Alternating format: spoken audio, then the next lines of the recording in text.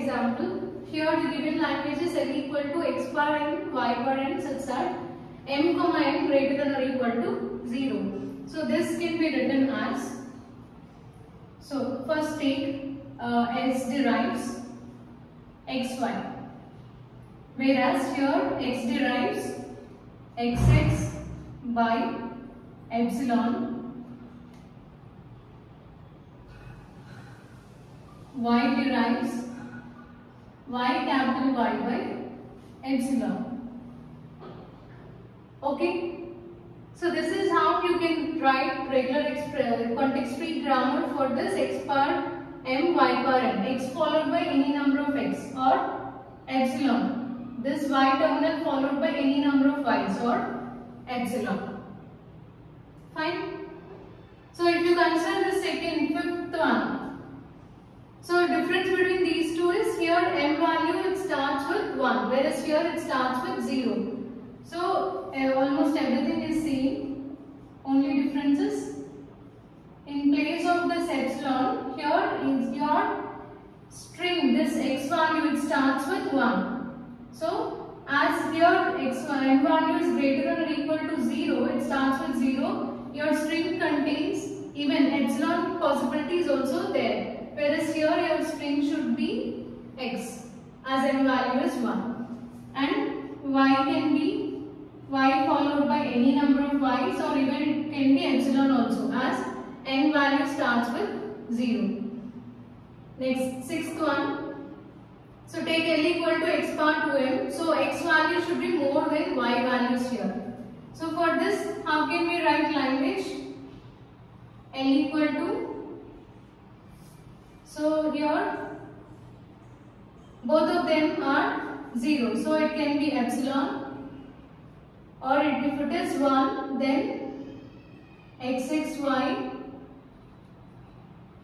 4x 2y's, and so on. We can write it like this. So how can you write context free grammar for this? So that is S derives S derives, here it is xy, right? So xx, here it is xx, yes, y.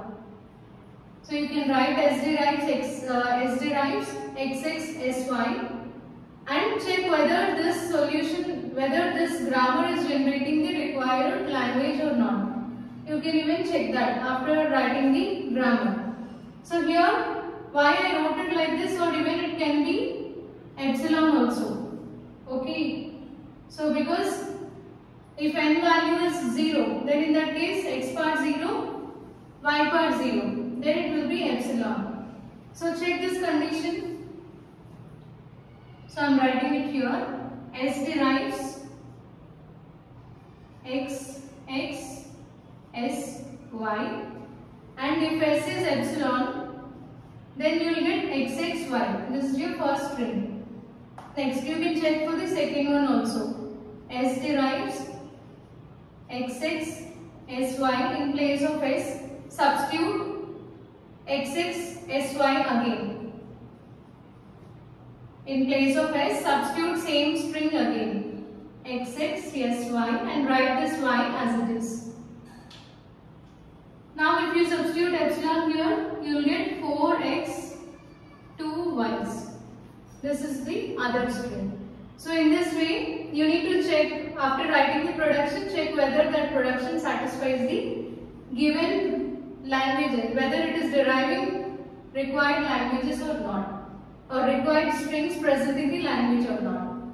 And coming to the last one, this is reverse of this, x bar m, y power 2n. So number of y's should be twice the number of x. So that can be written like this. So I am writing it here. Answer for 7th question. So this is S derives x should be 1, and you can have any number of,